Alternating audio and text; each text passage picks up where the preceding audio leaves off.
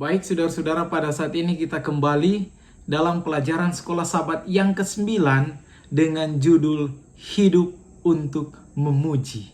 Tapi sebelumnya, mari kita tunduk kepala dan kita bersatu dalam doa. Kita berdoa. Bapa kami yang bertakhta dalam kerajaan surga, pada saat ini ya Tuhan, kami akan mempelajari firman Tuhan, pelajaran Sekolah Sabat. Diberkati selalu oleh Tuhan. Dan kiranya kuasa Roh Kudus boleh menjadi bagian kami semua.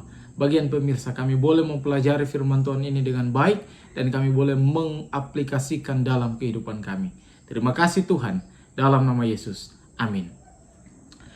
Baik saudara-saudara, untuk mengawali pembahasan firman Tuhan pelajaran Sekolah Sabat pekan ini, ada dua pertanyaan yang ingin saya tanyakan, yaitu yang pertama, kita hidup untuk makan atau kita makan untuk hidup?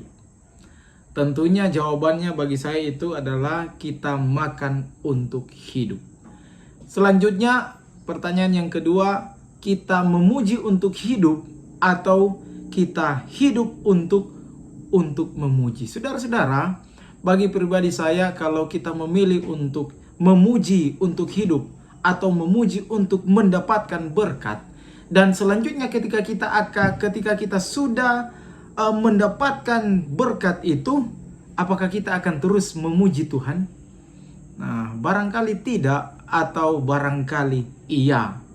Nah, itulah sebabnya saya lebih setuju dengan judul yang dipilih oleh penulis pelajaran Sekolah Sabat, yaitu Hidup untuk Memuji. Saudara-saudara, berbicara tentang hidup untuk memuji, tentunya puji-pujian, ucapan syukur, hormat kepada Tuhan adalah bagian dari kehidupan saya dan kehidupan saudara-saudara. Dan menurut saya ini, kalau kita membaca keseluruhan dari ayat ini, yaitu dari ayat ini adalah tulisan dari Rasul Paulus, menurut saya ini merupakan anjuran atau perintah bagi kita semua untuk selalu memuji-muji nama Tuhan.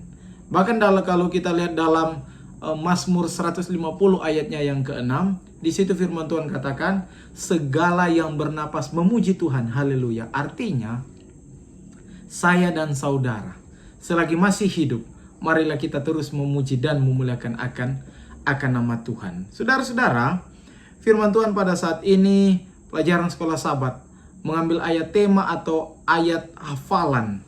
Di sini dalam Filipi 4 ayatnya yang ke-4. Di sini dikatakan firman Tuhan berkata, bersukacitalah senantiasa dalam Tuhan.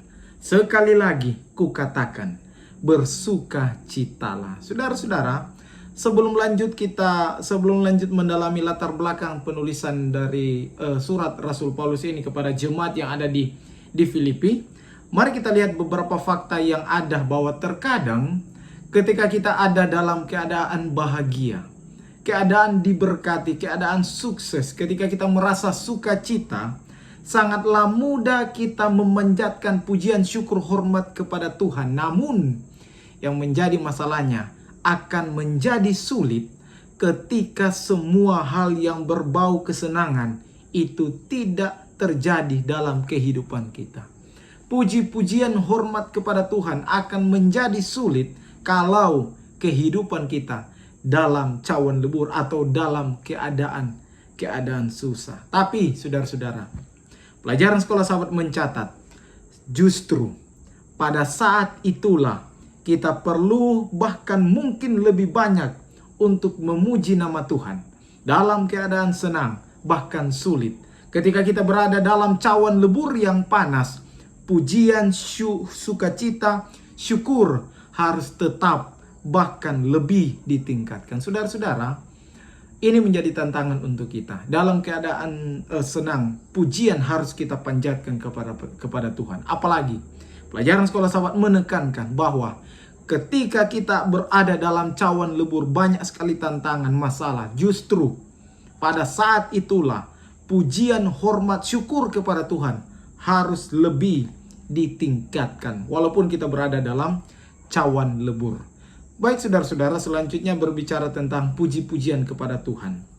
Mari kita lihat versi yang ada dalam Alkitab. Pada sepanjang pekan ini kita akan mempelajari beberapa kisah yang kita boleh ambil dalam Alkitab, dan tentunya ini kiranya boleh menjadi kekuatan bagi kita semua. Ada beberapa kisah yang kita boleh ambil. Yang pertama dari Paulus, yang kedua Yosafat, Daud, bagaimana mereka memuji-muji akan nama Tuhan. Dan juga kita akan melihat bangsa Israel yang akan mengelilingi tembok Yeriko. Oleh karena pujian dari mereka, ada mujizat, ada berkat yang mereka terima. Pada saat ini yang pertama mari kita lihat pujian menurut atau versi Rasul Paulus yang tercatat dalam Filipi pasalnya yang keempat, ayatnya yang keempat. Firman Tuhan berkata, bersukacitalah senantiasa dalam Tuhan. Sekali lagi kukatakan, bersukacitalah. Saudara-saudara, yang pertama, alasan pertama kenapa ini ditulis, karena boleh jadi ini akan menjadi berkat bagi kita semua yang hidup pada saat ini. Yang kedua, ini merupakan pesan yang diberikan Paulus kepada jemaat Filipi, oleh karena sejarah mengatakan bahwa jemaat ini merupakan jemaat yang pernah Paulus layani. Dan kalau tidak salah itu yang Paulus layani pada waktu dia mengadakan perjalanan misionaris yang kedua. Dan kalau kita melihat sejarah yang ada, bahwa jemaat Filipi adalah jemaat yang diorganisir, yang dilayani oleh Paulus dengan sangat baik. Bahkan pada waktu dia melayani jemaat yang ada di Filipi, di perjalanan misionaris yang kedua, dia kembali lagi di perjalanan misionaris yang ketiga. Dan ketika dia melayani jemaat Filipi, respon dari jemaat kepada Paulus, Alkitab mengatakan dalam Filipi pasalnya yang keempat, ada beberapa ayat yang membuktikan mereka sangat senang ketika Paulus melayani mereka. Mereka senang, bahkan mereka selalu melakukan kebaikan kepada Paulus. Bahkan pada waktu Paulus sudah berada dalam penjara, oleh karena kitab Filipi ini ditulis pada waktu dia berada di penjara, jemaat yang ada di Filipi, mereka terus memperhatikan akan kehidupan dari Paulus. Oleh karena apa? Oleh karena pelayanan yang dibuat oleh Paulus. Itulah sebabnya Paulus terus menasihati mereka untuk tetap berbuat baik. Saudara, Paulus pernah melayani mereka dan Paulus mengenal jemaat Filipi. Dan jemaat Filipi pada waktu itu, mereka ini orang-orang yang baik. Nah, itulah sebabnya Paulus tetap menasihati mereka untuk tetap berbuat baik dengan cara bersukacitalah senantiasa, artinya terus bersukacita dalam aspek kehidupan mereka. Dalam keadaan senang, dalam keadaan susah, dalam keadaan apapun, Paulus katakan bersukacitalah senantiasa. Bahkan lebih tegas lagi yang dia katakan, dia bukan hanya sekali yang dia katakan, tetapi dia 2 kali mengatakan bersukacitalah, dan seterusnya dia katakan sekali lagi. Saudara-saudara, artinya ada ketegasan supaya mereka tetap bersukacita di dalam Tuhan. Dan yang menarik dalam pelajaran sekolah sahabat ini adalah surat Paulus, apa yang saya sudah sampaikan tadi. Surat Paulus kepada jemaat yang ada di Filipi, dia tulis dan dia kirim pada waktu dia berada di penjara di Roma yang pertama kali. Dan yang menjadi pertanyaan pada saat ini yaitu, kira-kira apakah Paulus dalam keadaan senang atau dalam keadaan susah? Ya, pada waktu dia berada dalam penjara. Memang saudara-saudara, saya secara pribadi tidak pernah masuk penjara, tapi boleh dibayangkan kalau kita berada dalam penjara, sudah pasti itu dalam keadaan susah. Bisa dikatakan masalah pergumulan cawan lebur yang dialami oleh Paulus sangat berat, oleh karena dia berada dalam penjara. Tapi ada tapinya, atau dalam bahasa Manado mar. Dia oleh karena Tuhan, dia tetap bersukacita, dan dia menganjurkan bagi jemaat dan bagi kita semua untuk tetap bersukacita senantiasa walaupun dalam keadaan susah, banyak masalah, tantangan, dan lain sebagainya. Ini kan masalah yang agak susah. Bagaimana Paulus menasihati orang, jemaat, untuk bersukacita, tapi kalau kita lihat kehidupannya, dia pada waktu itu dalam keadaan susah. alasan kenapa sampai Paulus tetap menasihati mereka untuk bersukacita. Oleh karena yang pertama, dia bersukacita oleh karena dia melihat semangat dari jemaat Filipi pada waktu dia melayani. Yang kedua, dia bersukacita oleh karena dia tahu jemaat ini adalah jemaat yang baik, jemaat yang suka berbuat baik, dan dia menasihati dalam keadaan apapun, bersukacita terus dan terus melakukan kebaikan. Dan yang ketiga, yang paling penting, dia bersukacita oleh karena penyertaan Tuhan akan terus menjadi bagian dari Rasul Paulus. Selanjutnya, berbicara tentang bersukacita dalam Filipi 4. Di ayatnya yang ke-6 diteruskan untuk bersyukur karena ini kehendak Allah, artinya perintah Tuhan. Jangan kamu khawatir, Paulus katakan. Sekolah Sahabat juga mencatat, Paulus memanggil kita untuk memuji Allah meskipun seringkali itu tampak tidak wajar bagi manusia. Kadang-kadang dalam kehidupan kita diajak untuk selalu bersyukur, memuji Tuhan, walaupun kita berada di situasi yang menurut manusia ini tampak tidak wajar. Saudara-saudara, selanjutnya, kalau tadi ada kisah dari Rasul Paulus, kita berpindah kepada bangsa Israel, Yosua dan bangsa Israel. Bagaimana dengan pujian Yosua dan bangsa Israel, dan kira-kira apa hasilnya ketika kita memuji Tuhan? Saudara-saudara, yang pertama ini berbicara tentang benteng Yeriko atau kota Yeriko. Di sini pelajaran Sekolah Sahabat mengatakan, tapi tentunya begini saudara, apa yang dicatat dalam pelajaran Sekolah Sahabat itu diambil dalam Alkitab. Pelajaran Sekolah Sahabat, Alkitab memberikan ringkasan. Allah membuat orang Israel terpojok. Setelah mereka mengembara selama 40 tahun di padang gurun, Allah tidak memimpin umatnya ke padang rumput yang kosong dan damai. Allah membawa mereka ke salah satu kota dengan benteng yang paling kuat di seluruh wilayah. Kemudian mereka harus berjalan mengelilingi Yeriko dalam keheningan selama 6 hari. Pada hari yang ke-7, Allah menyuruh mereka dalam bersorak, dan bersorak itu bersama dengan trompet akan membawa kemenangan. Saudara-saudara, ini kisah pada waktu bangsa Israel, Yosua mengelilingi kota Yeriko. Selama 6 hari mereka berputar tetapi tidak terjadi apa-apa. Yang menariknya adalah pada waktu di hari yang ke-7 dan diminta disertai dengan puji-pujian, bersorak, kalau dalam kitab Mazmur mengatakan bersorak kepada Tuhan.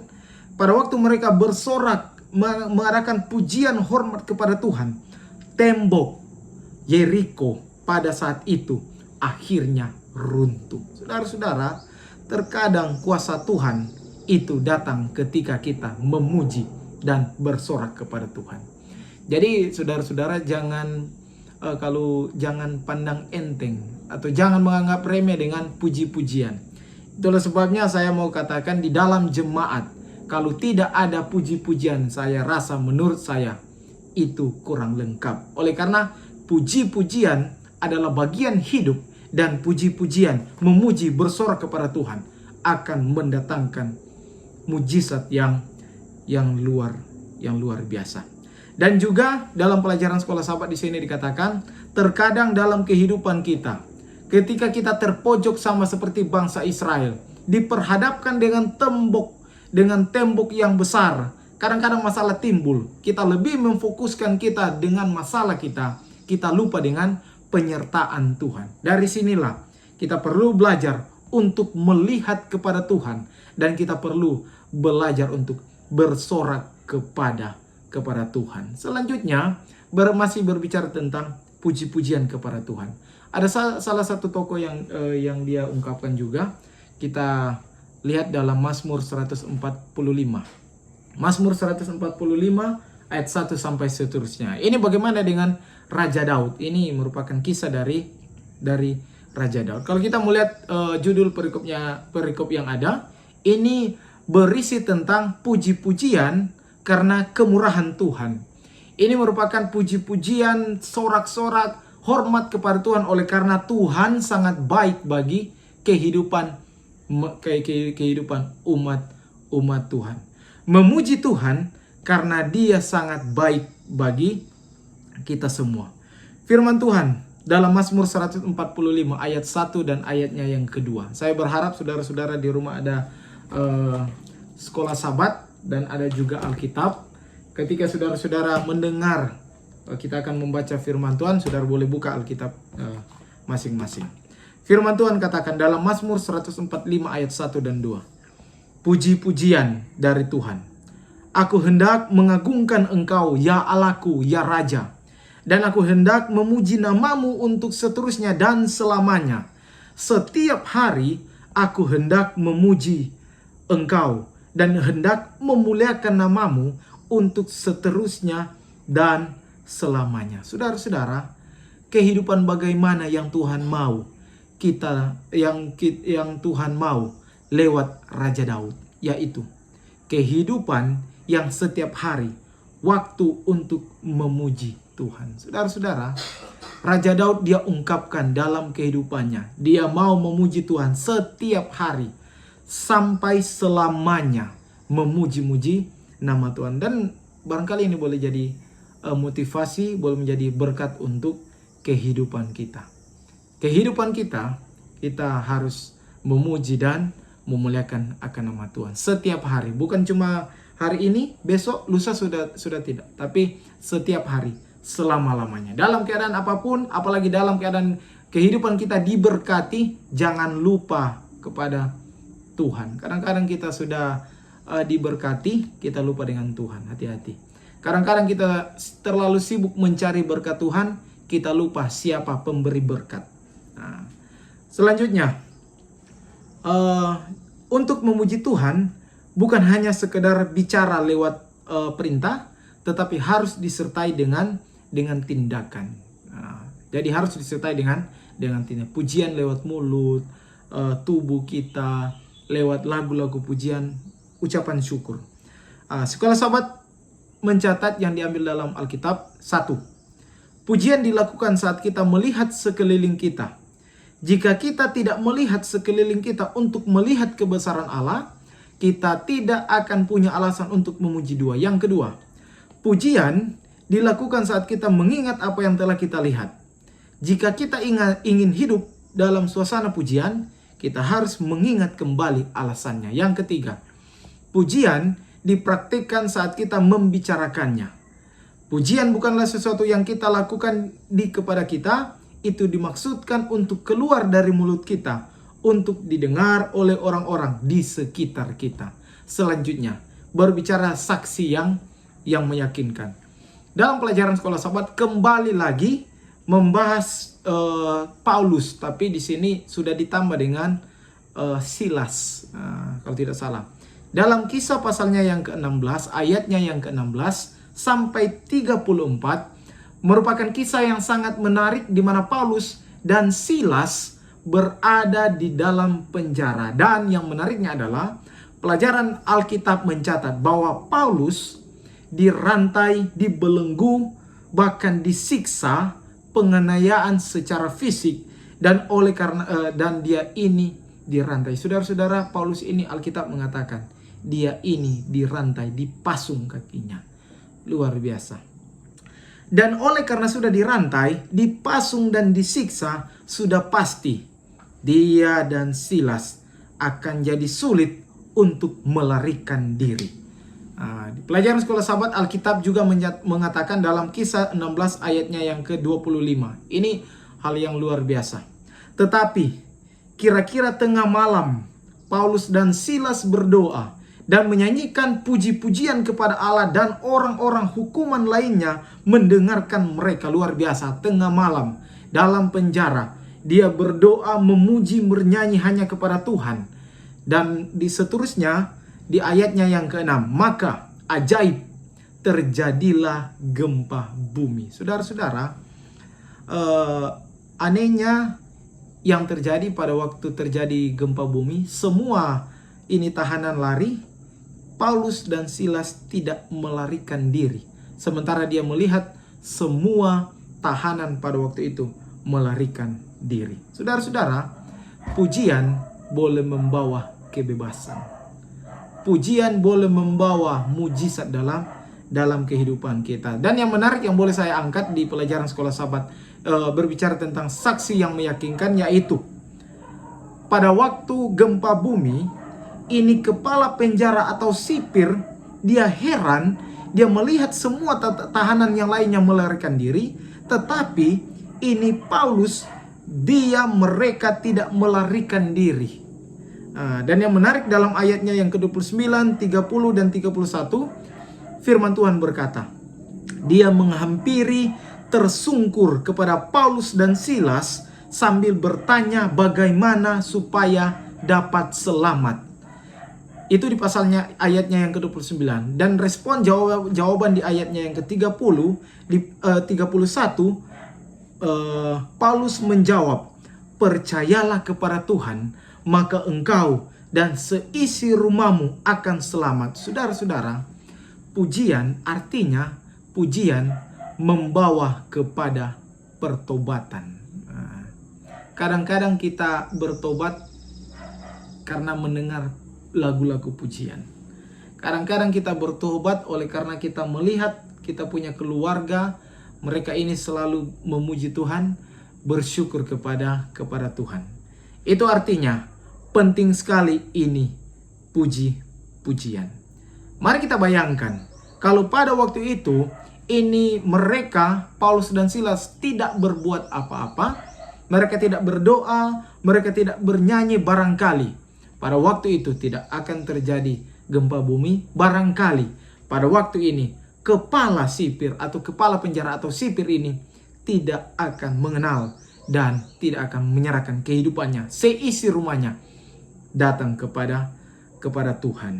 Tapi puji Tuhan, oleh karena pujian mereka memuji Tuhan walaupun dalam cawan lebur yang panas, tetapi mereka tetap memuji, berdoa, maka ada pertobatan yang terjadi kepada kepala sipir, bahkan seluruh keluarganya. Selanjutnya, berbicara tentang senjata yang menaklukkan. Saudara-saudara, mari kita lihat Alkitab kita dalam 2 Tawarik 20 ayat 1 sampai ayatnya yang ke-30. Itu berbicara tentang kemenangan atas pemerintahan Raja Yosafat.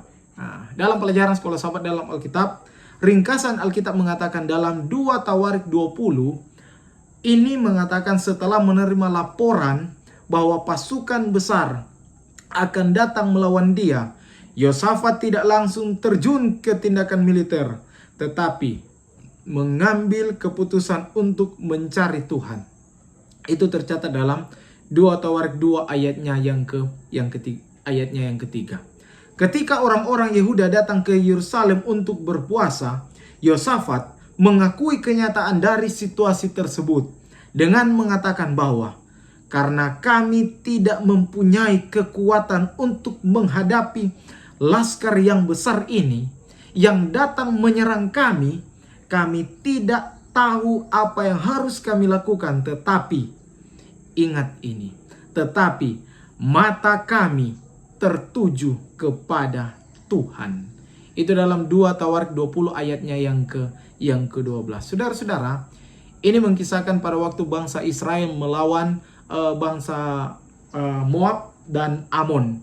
Dan kalau kita melihat jumlah dari pasukan yang ada, Israel ini kalah telak, saudara-saudara. Sebenarnya kalau mau baku sapu, dalam bahasa Manado bilang, kalau baku hantam, bisa dibilang bangsa Israel akan kalah telak. Tetapi oleh karena pujian mereka kepada Tuhan, oleh karena mereka percaya kepada Tuhan, mereka walaupun berhadapan dengan cawan lebur yang besar, pada akhirnya mereka menang. Dan setelah mereka menang, ada pujian, ada hormat yang mereka panjatkan kepada Tuhan.